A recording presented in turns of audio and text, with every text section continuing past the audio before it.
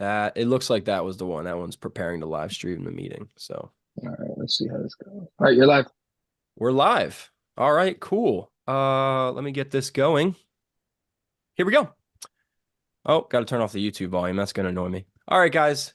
Thank you all for joining again. This is the Cage Fury 131 press conference. Cage Fury 131 goes down April 12th in Atlantic City at the Hard Rock and on UFC Fight Pass. Today, we have a bunch of media members here. We have some fighters and people involved with Cage Fury from the card. And again, as always, presented to you by Cageside Press. I don't want to be talking too long here. I kind of want to hop into it. I'm not going to introduce every media member. They'll introduce themselves as they get the mic.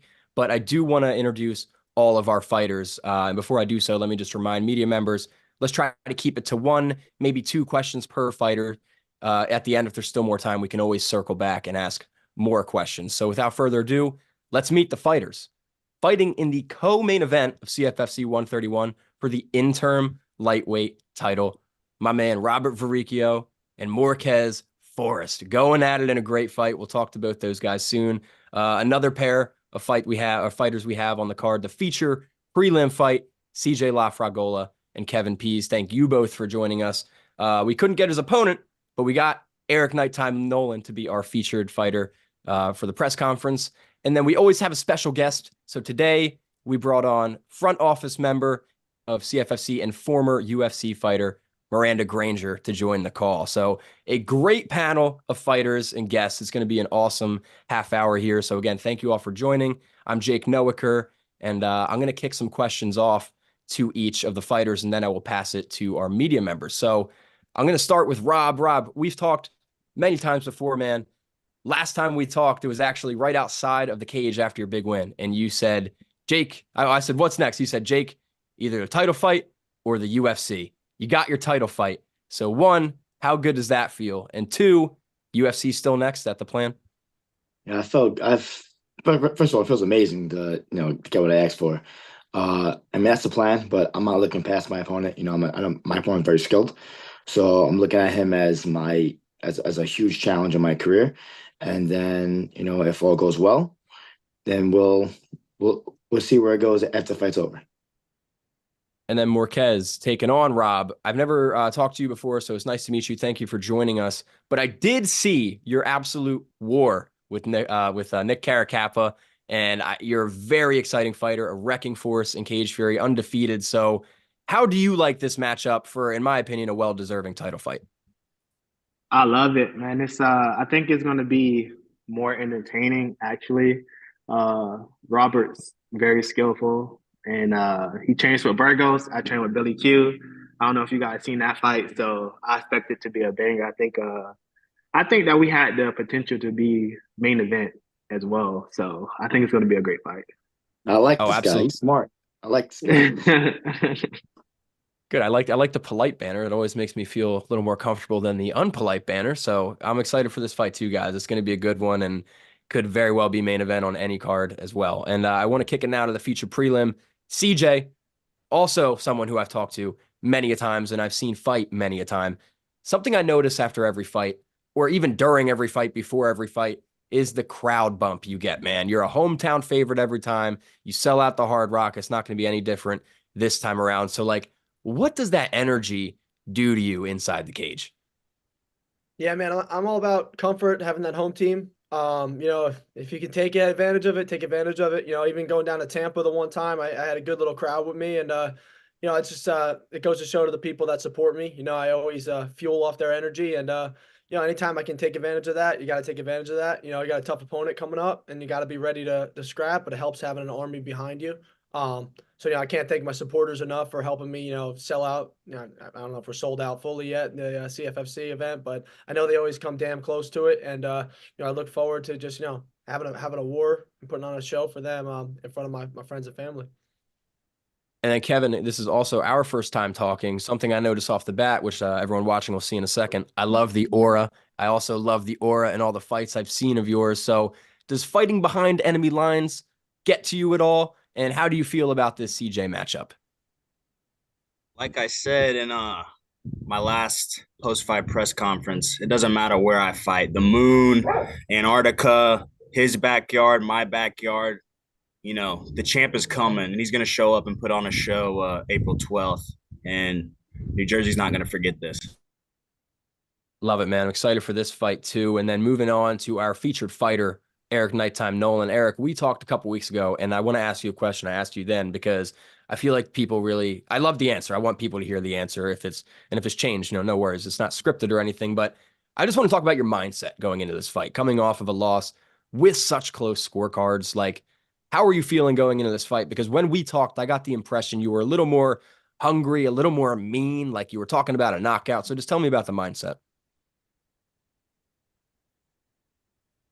Yeah, can't leave it to the judges, you know.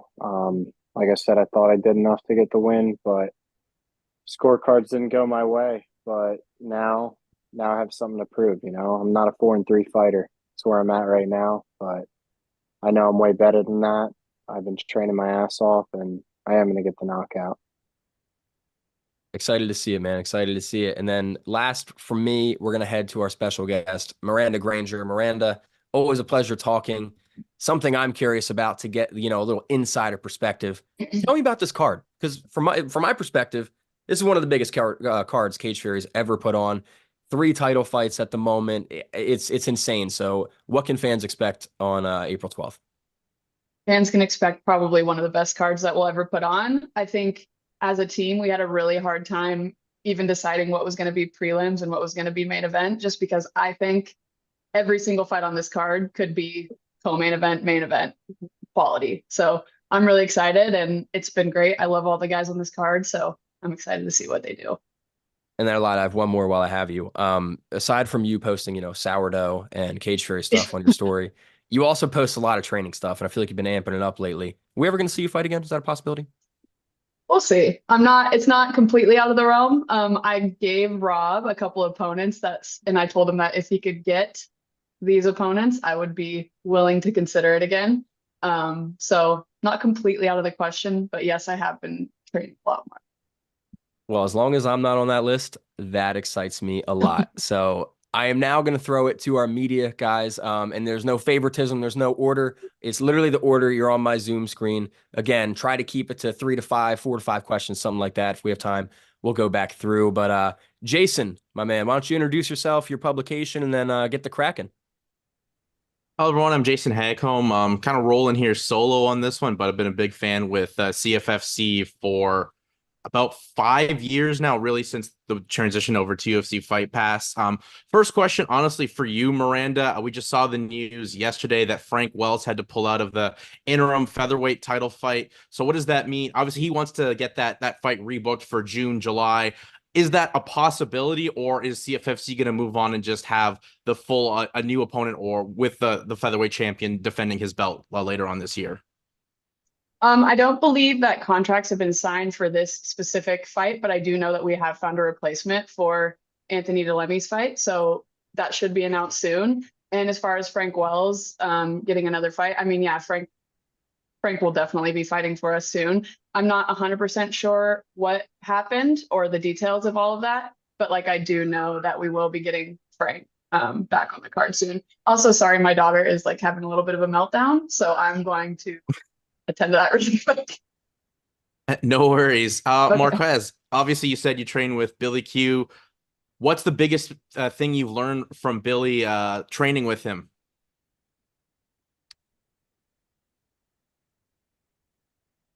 Can you hear me? Sorry. Yep. Oh yeah, just man, honestly, just learning how to grind it out. He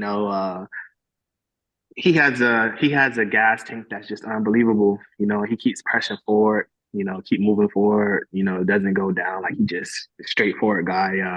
And he's just helped me a lot through this camp. And, I think what he's taught me is just something that helped me build my confidence a lot more. What's the biggest thing you've learned, like, to get more confident in your skills from Billy? Oh, just I don't want to say too much on that. Okay, fair enough. And then for you, Robert, obviously Marquez, he's coming into this fight at 4-0. Obviously, when you just look at the fight on paper, the toughest opponent you've probably faced. how much does that excite you that you're taking on someone of Marquez's skill level here on such a big stage at CFFC 131? Oh, bro, it fucking amps me up. That's what I've been waiting for. Like I want opponents that are gonna push me to the next level. Opponents that are gonna give me, fights that are entertaining. I want to entertain the masses. I don't just want to finish a fight so quick where everyone's like, "Oh, I drove 3 hours for nothing." Fuck that. I want to have a fucking bloody ass war, and I want to have fun doing it. Awesome. Well, obviously we're looking forward. And what does it mean to you also, Robert? Because you fought in a lot of these promotions here in the Northeast of the United States, whether it's Ring of Combat CS, but what does being fighting for CFFC mean to you? Oh, it feels like first of all, it's amazing. The atmosphere around it. Just the way the promotion holds itself. It feels like it's the one step below where the UFC where I want to be. So it means a lot to me. Awesome. Yeah, I'm pretty much good here, Jake. All right, awesome. Thank you, Jason. And then, like I said, if we have time at the end, we'll swing back around. But next up, not our fighter, Kevin. Instead, our media member, Kevin. Take it away. What's up, guys? This is Kevin with Crazy Kevin MMA on YouTube and Real Kevin K on Instagram and Twitter. Thank you guys for letting me on. Jake, thank you for inviting me. And shout out to all the fighters. Thank you guys for working hard and always putting on a show for the fans. And Miranda, thank you for putting together a good card as well, too. With that being said, my first question is going to go over to Rob. Rob, you are a finishing machine. You say you like to put on some bloody finishes and some good wars. With that being said, what do you do in the gym every single day to get your power on point for your fights? I just work, dude. Listen, I do what my coaches say. I'm just a workhorse. Like after my last fight, I came right back from the fight, took a day off on Sunday, came right back to gym on Monday, back to doing 3 days, and I was ready to go. And I told them I wanted to fight ASAP. So I'm here and I'm do what I can to stay. Awesome. I love it, man. Good answer. Marquez, going over to you now. Like I said, we're just going over to a finishing machine with Rob. He's got a lot of his finishes in the first round. Are you looking to try to get a finish yourself, or are you trying to looking to take this fight into deep waters and go all three?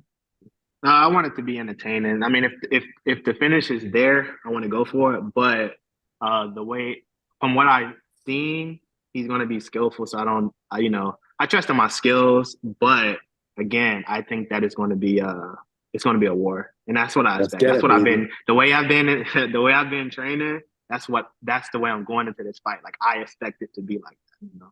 Like I said, if you guys haven't watched that Burgos and Billy Q fight, you guys got to go back and watch it. I think it's going to be something. Expect that same shit right there. Expect that same kind of fight.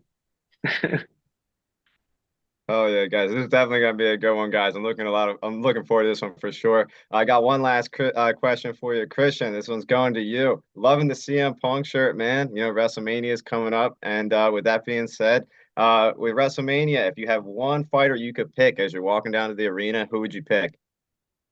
One fighter, we're saying, or one wrestler? Or one wrestler. My bad. Yep. Shoot, man. I mean, I'm repping the Punk shirt, but that's just because he's one of our CFFC boys. WrestleMania is in Philly. I'm in my apartment in Philly. But honestly, man, I always been a John Cena guy.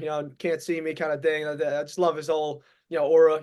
With the whole he's a ex-Marine kind of thing, the former Marine and stuff, and his vibes are always good. So I'd rock out with John Cena. His walkout song's pretty tough too. So one of our college kids, we made that his walkout song. Whenever he wrestles at a home match, so I can vibe with Cena. I love But it.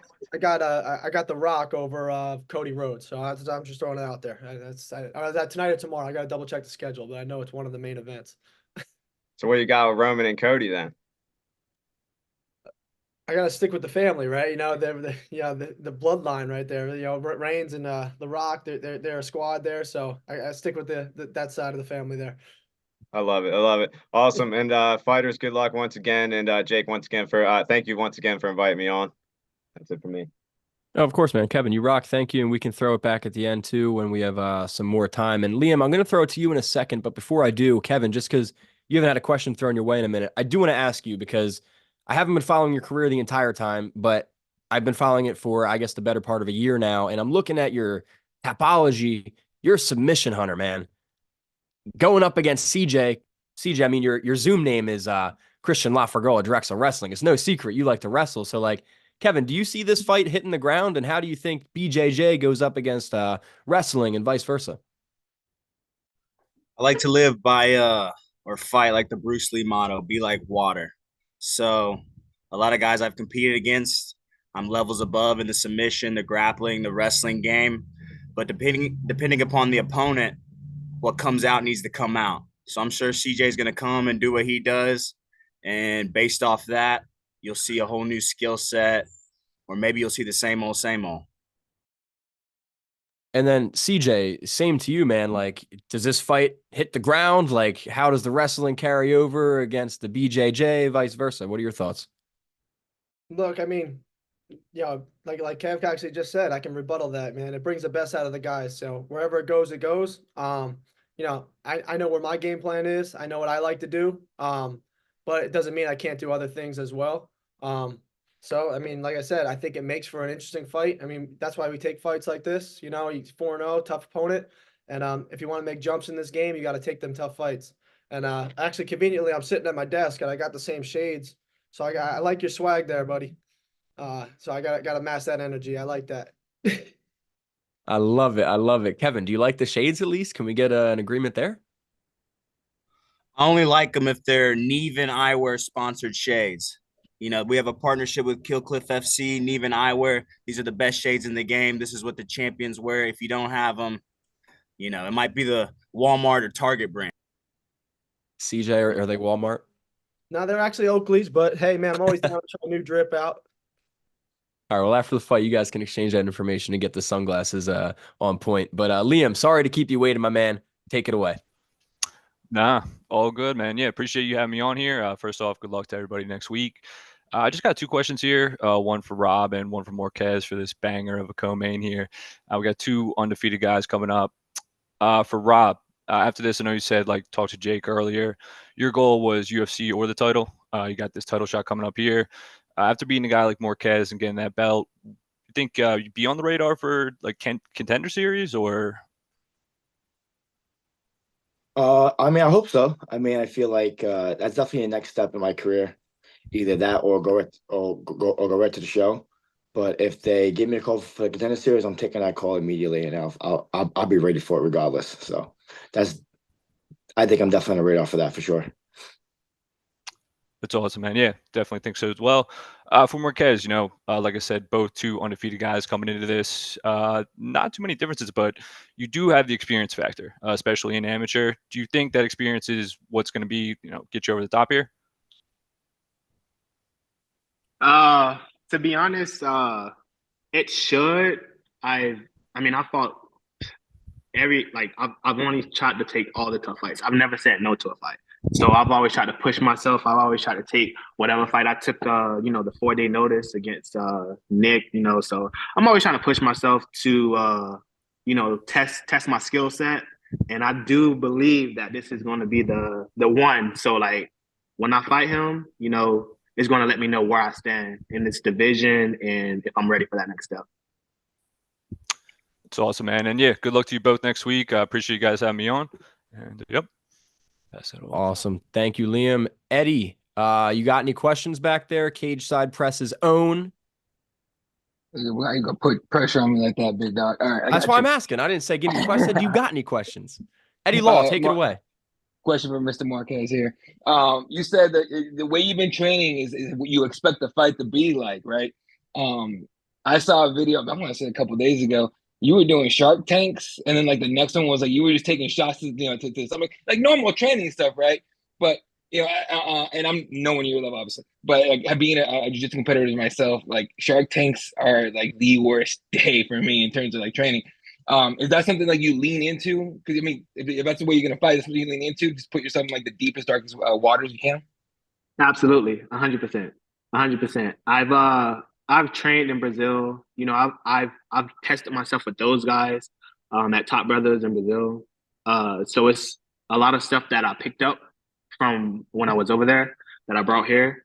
And my shark tanks are just brutal. You have to push yourself. If you're not mentally prepared or the cardio is not there, I'm preparing myself for a 5-round fight. If it goes there. So yeah, I'm ready. Yeah, and in between training, you're doing a lot of not only just self-promotion, obviously, but you're working with sponsors and all that. I think you had a meet and greet, or you have one coming up. If you want to shout that out real quick. Yeah, Rain and Berries tomorrow, 12 to 3. Come support your boy. And then you're doing the clothing line as well. I mean, I thought it was actually kind of cool. You were hanging up on the cage and all that. Does that take a lot of effort and time, or do you have a team that works that helps you out on that? Yeah, so I do have a team. Big Brook Visual. I have Team Reaper. I have a lot of guys in my circle, and I just felt like this was the time to do it. I've always had these plans. It's just now they're in motion because such a big opportunity came up. I believe that this fight, no disrespect to the other Robert, but I believe that fighting this Robert is just more entertaining. So I felt like this was the time to push everything out. Right, so this is going to be more of a statement. I mean, for both of you, obviously, but it's going to be like a statement fight for both of you guys, for sure. Absolutely. All right. Appreciate you, man. Best of luck, and wish you all the health possible for your fight, and moving on. For Mr. Eric Nolan, something I found very interesting about you is your military experience. There's guys coming off the street, going into the gym, training and all that, getting into it that way. But you came on, doing one of the toughest careers you can absolutely do. How much do you lean into that experience in the military, the training, the preparation? How much do you lean into that when it comes to your mindset and fighting? Extremely. I think that's what makes me a unique fighter. Every time I'm going through a rough camp or rough sparring days when I really can't push through it, that's where I really lean into that. Remembering all those guys and telling them like, hey, like this is what I want to do. This is my dream. And then, those guys message me, some of them overseas, some of them in Cali, some of them in Camp Lejeune, like just reaching out to me saying like, hey, we're tuned in for this. So, I mean, it goes a long way. So you have a heavy support from your fellow brothers and sisters and Marines, right? Yeah, all the time. You ever try to get them into the gym to come train with you? Yeah, it's hard. They're all on different bases, like North Carolina, like there's no really Marine Corps base around Jersey. But whenever I always tell people like if you're ever around, just come train with us, come roll. Gotcha. Appreciate you, man. Best of luck and all health going forward, man. Eddie, can I interrupt you real quick? Do it. I just received a text message from Cage Fury's matchmaker, Arias Garcia. He says, ask Eric about his April 1st, April Fool's Day. What's he talking about? Freaking Dante kept calling me on April Fool's Day, and I knew it was like, I didn't know it was like he was going to play with me. And I was like, bro, like, what's up? And he was like, your opponent pulled out, like, whatever. And then I just didn't believe him. And then he got Rob Hadak on the phone and was like, no, Eric, like, we're serious. Like, opponent pulled out. Like, we got to find you somebody new. And I was just like, fuck, not again, like 4 times. And then he was like, April Fool's just playing. But it was funny. Not for me at the moment, but it was funny. Yeah, getting Robin on that would be the one. I'll be like, no. Yeah, that's cool, what sold me on it. That's what sold me on it. I was like, fuck, Rob Hadak's gone. Oh, that's great. Well, I'm glad for everyone's sake here. I'm glad the fight is still on because it's going to be a banger. Eddie, sorry to take the mic away. If you have anything else, finish up. No, that was totally worth it. All right, damn. Can you imagine doing somebody like that? That's just mean, dude. Anyway, it's just word of advice. Turn off the phone on April 1st. No never answer anything. All right. For Mr. Barricchio, you got some sparring in with Julio Arce, and I'm assuming you train in the same gym as him. How valuable is it working with someone like him? He just had a big fight, I think, last week in Atlantic City. What was that? What was that training like with him? Oh, it's awesome, man. Yo, Julio is probably one of the best boxers in the world, Golden Glove champion, fantastic wrestler. He has all the tools it takes to, be great. So being able to work with someone like that who's already great, it's just gonna, skyrocket me to kind of get to that same level. And I've worked with him for years, not just for fight camp. He's one of my closest friends. So, seeing him succeed like that also motivated the fuck out of me for my fight. So it's been one hell of a last couple of weeks. So no, it's dope, man. And I mean, obviously the experience that he brings into it and the rest of your training partners. You guys like, I mean, besides actual, training and sparring and all that, do you ever just sit down and just pick his brain, like, hey man, what do you think of this? And not just in the Oh, fight game, but just surrounding it. bro, all the time. We sit down, we talk about just, different things, whether it's about fighting, whether it's about other shit we do. It just, he's so smart and meticulous that it's hard not to pick his brain sometimes. Gotcha. I appreciate you, man. Best of luck and all the help going forward, man. No problem, dude. And then one for Kevin. I gotta say, my 3-year-old is running out there, but he popped in here for a second and saw you with the shades on. And now you're his. He says you're his. He said you're his favorite character. He has no idea that you guys are fighters and all that. But shout out on that. Training at Killcliff. Everyone that trains there just always is not hypes it up, but they pump it up. They talk about how great it is. What's your experience been like training there, and how much do you think it's sped into your improvement? It's completely changed my game. There's so many different coaches and high level training partners. It's just, if you push yourself and you're in there twice a day like you should be, it's impossible not to grow. And it ranges at all different levels. But the one thing in common is everyone's getting ready to war. Everyone's getting ready to feed their families. Everyone's looking to put on great, dominant performances. And I'm no different. Gotcha. So, do you take fight week more of like a business thing than I'm going in there to fight, I'm be friendly with everybody, because it seems like you come into it like, hey, I'm coming in to kill or be killed and get the dub and move on. Fighting is my business, so I take every aspect of this game like a businessman. Shout out to my mother; she was a very successful businesswoman, and she always instilled with me in the mindset to, even if it's something you do that you love, you treat it like business, you work at it, you focus on it, and success will come. I appreciate you, man. Best of luck going forward, and best of health as well. Thank you, brother. All right. From Mr. CJ, I saw you do. Was it a clothesline you were doing to somebody in the ring there? That was actually pretty solid. Like I haven't watched like wrestling consistently in years, but that was pretty good. Is that something you work on? I mean, I'm not going to use that in this fight, but maybe a WWE match down the road some line. But yeah, no, I'm feeling that energy. I live in, like I said, I live in Philly. I'm in my apartment in Philly with Mania going on. People are running around the streets doing crazy stuff. So gets you excited. A lot of energy around that. They actually had the tryouts at Drexel. I coach at Drexel, so they had the ring set up and like the main gym. It was kind of wild. Yeah, you ever I mean, obviously you jump in there to kind of let off some steam and everything with the stereotypes of like fight camp and everything. Do you kind of, I want to say, lean into like wrestling and everything? Do you use that as like, all right, let me just take some time off, blow some steam? Yeah, it's just fun little, hobby to watch and follow along with. Like I said, a lot of energy around it right now with WrestleMania, so I thought it'd be funny, to put it out there, just like messing around. But yeah, it's just a good time, keeping it light, keeping it, hard work. We worked hard before that, and then just keeping it light, finishing practice. I appreciate you, man. Best of luck, best of health moving forward. Appreciate it, brother. And then last one for me for Miranda. When Jake told me he was doing this, and he actually sent me the graphic, and you were on there. I gotta say, the one thing I remember about you is that short notice fight with Hannah Goldie. In the second round, you landed this. I think it was like a left hook that kind of rocked her a little bit. Yeah. I just want to say that was dope, because I immediately, as soon as I saw her name, that's the one memory that came back. From your career as a whole, what's your favorite memory? I mean, obviously, like getting the call up to the UFC, there's nothing like that. That first time that when you get the call to the UFC, they had you do like a little practice walkout, so you don't screw it up your first time. And I remember walking out there my first time and just seeing like my name all the way around the arena and just having it completely empty and walking into the octagon.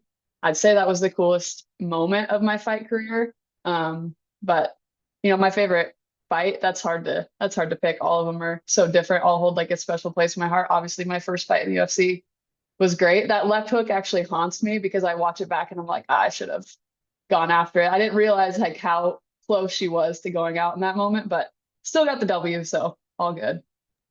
I remember I was yelling at the TV. I'm like, go get her, damn. Anyway, I know. now you're in a different role, more front office, more working behind the scenes and everything. Is this something you were planning on? And if and moving forward, are you trying to move up into something else, take different roles? What is your goal in this?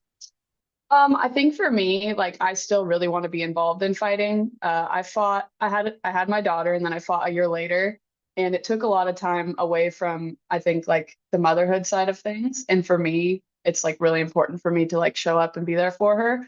So yeah, if I can make it work, I would love to maybe get back in the cage again. But for now, I'm in like a really good spot where, and less brain damage and still just as involved in the fight game. I think it's really important for me to try to seek out female athletes because I don't think there's a huge platform for them right now.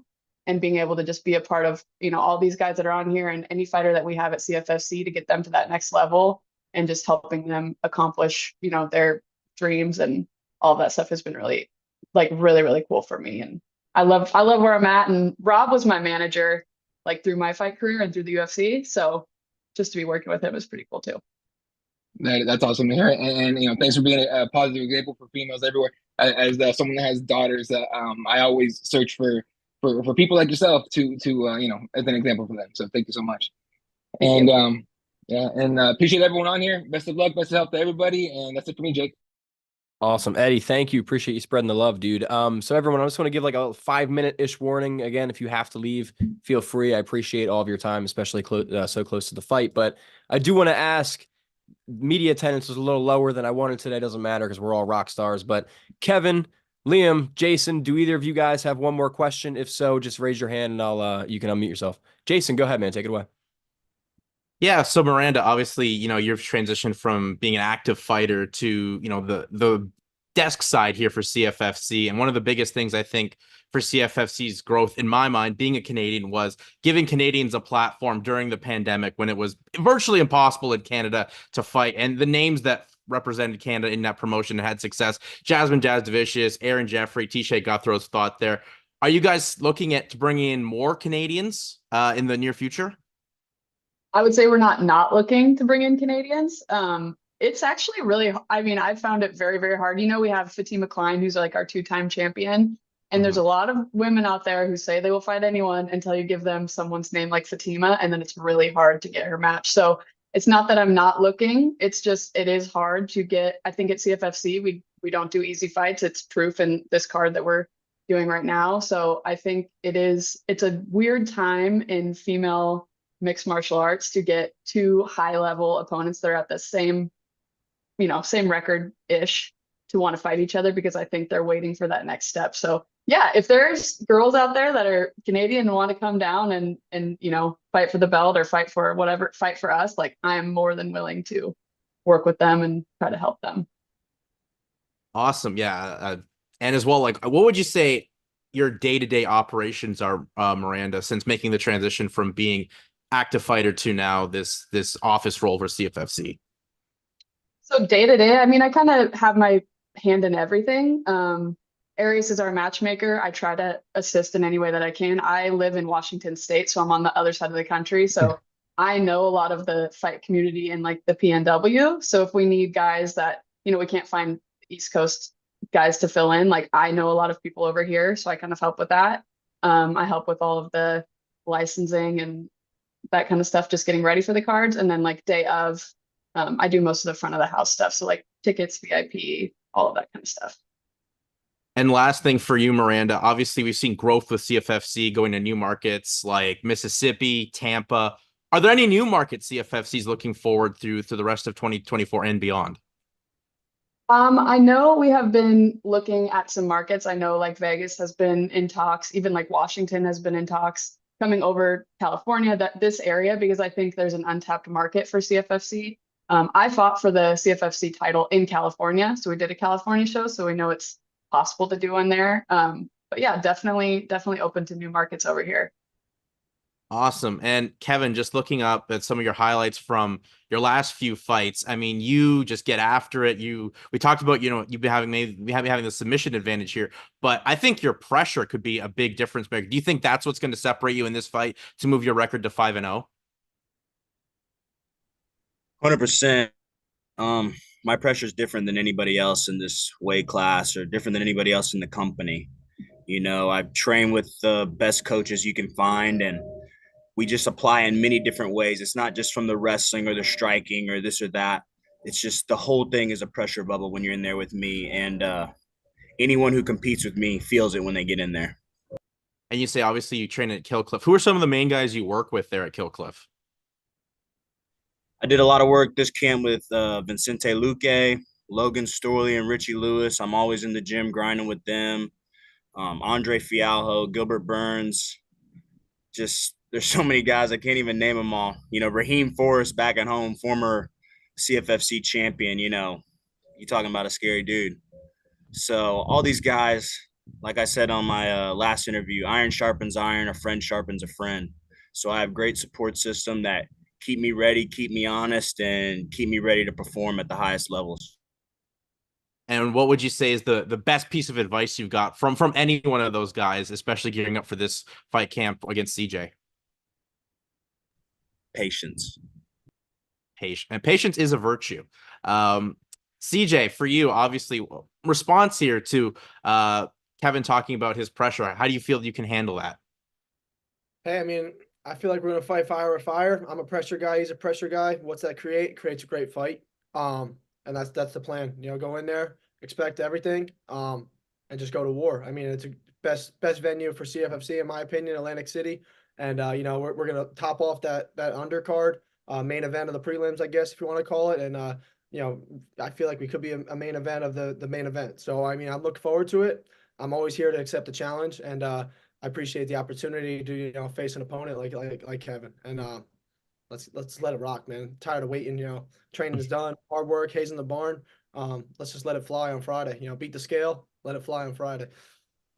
And as well, everyone keeps, you know, having a wrestling themed question with you, CJ. But obviously, you know, your career in MMA is still virtually young. But do you see yourself maybe making a venture into the world of pro wrestling in maybe the not too distant future? Hey, I mean, like I said, they had the tryouts over at Drexel this past week, and man, that's something I always dreamed of as a kid. I mean, UFC, MMA is the number one dream right now, but you know, man, that stuff's fun, and there's big money in that. And hey, if I can make it happen, jump off a couple top ropes, I'd be down. You know, let I don't know who's running the show there. Triple H is running the show now, so let him know that hey, if he ever needs a guy to fill in, I'm all game. Awesome. And Marquez, I was looking up some past interviews you've done from a few years ago. It said you were a truck driver. Are you still driving truck? Yes, I am. I still driving trucks. How does that balancing the schedule of, you know, the full-time job, especially the hours committed into driving a truck, into getting your training and having this successful career in MMA that you've had?